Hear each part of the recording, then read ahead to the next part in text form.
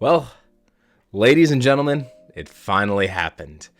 Magic is really stepping into the serial number realm, much like sports, where you can get an autographed rookie 1/1 of any player.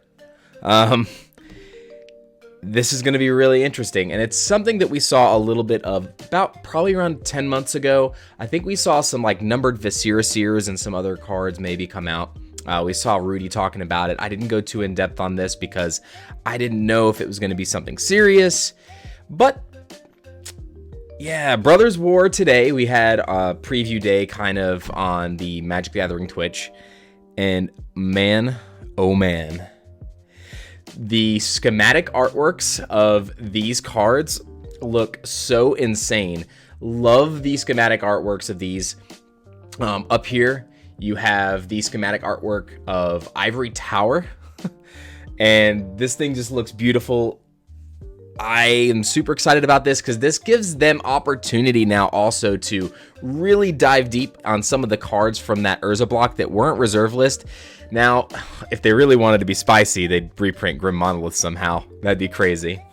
Or Gaia's Cradle or something wacky, but obviously Gaia's Cradle's a land. You couldn't really do anything schematically for that, but Grim Monolith you could. So we're going to take a look at these real quick. This is going to be a real short video and just kind of how I feel about it. I want to know how you guys feel about this in the comments too. If you think it's going to be, and my phone's going crazy. Everybody's blowing up already about this. I'm getting all kinds of notifications. Oh my God, did you see what they're doing? You guys are, I'm not kidding. Can you guys see what they're doing? Do you see what they're doing? It's crazy. So, all right.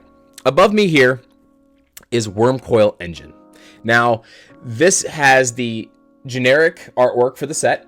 It has the schematic artwork for the set, which you can get in both of the draft boosters and set boosters. But then on the far side, you guys have the double rainbow version of the card. And if you see on the bottom left side of the artwork, you see XXX out of a number. Well, that means that's going to be a number out of 500. Now, we don't know if that particular card is going to be out of 500.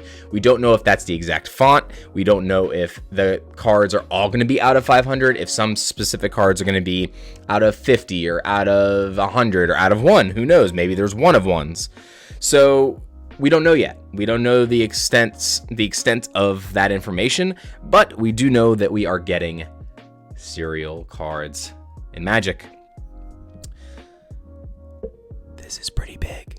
So there's a couple ways to approach this. Now, it could be bad for the market in a sense where people might just wait for people to crack product and see if they can pick up certain ones they want of certain cards. Or sealed product has been tanking, right? Now, imagine thousands and thousands of boxes are open, but the number 1 of something wasn't posted anywhere or up for sale anywhere, or nobody posted if it was opened. Well, that can actually make the sealed product appreciate more in the future depending on how much of the numbered cards were sold, what the popularity of that particular card is. Like Chalice of the Void. If Chalice of the Void were to get a reprint, a schematic and a reprint or something, like that would be a really big card if they only put 50 of them or 20 of them.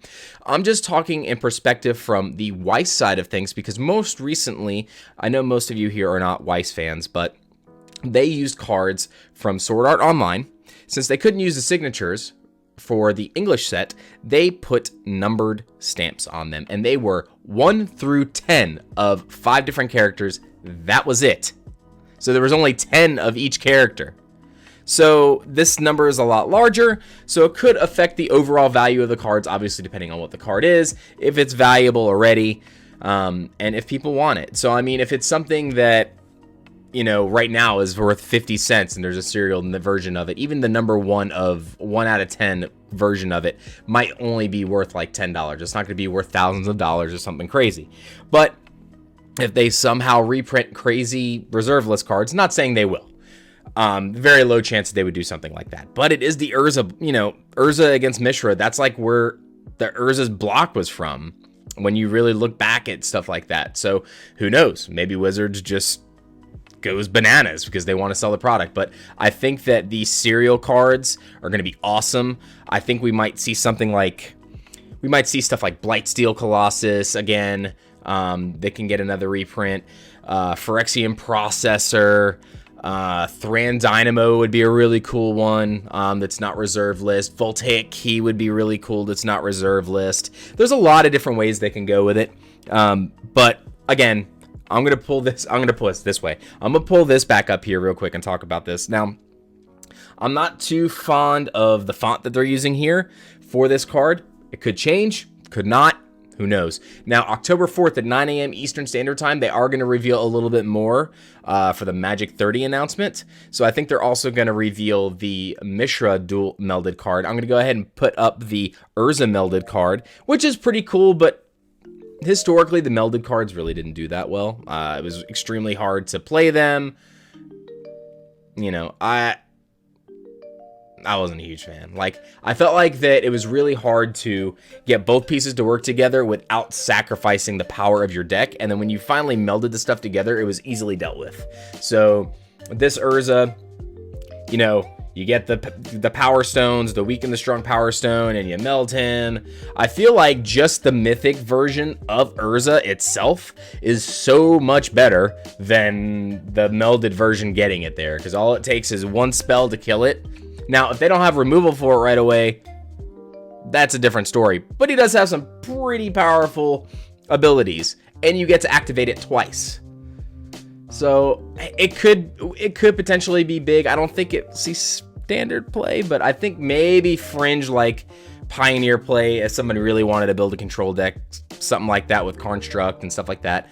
But I definitely think Commander will be real fun to see people try to make this work. So we'll see what happens. I want to know everybody's thoughts down in the comments. Let me know what you guys think. Is this a cop-out for Wizards? Are they just trying to pull in the sports card guys that don't play Magic just to collect the cards and spend the money on the product to try to open them? That's a possibility too. But I told you guys last time they had to do something big. If they were going to put Legends cards in the last set for Brothers War, they had to do something, because if they didn't, they weren't going to sell any product. If you could put Legends cards and Tabernacles in Dominaria United Collector's Boosters and the prices of those are tanking, if you don't do anything in Brothers War, what do you think those collector's boxes are going to be worth? They're smart. They know they have to do something big, and this draws an entire another group of people into the collecting realm, even though they don't necessarily play Magic. So you might have people buying the product and hunting these serial cards, or even just buying the serial cards. So your normal collectors might be opening these in hopes that they're going to sell at a higher dollar, because these sports card collectors who collect numbered versions of cards like 1 of 1s and 1 of 10s and jerseys and this and that, they have a chance to collect these cards.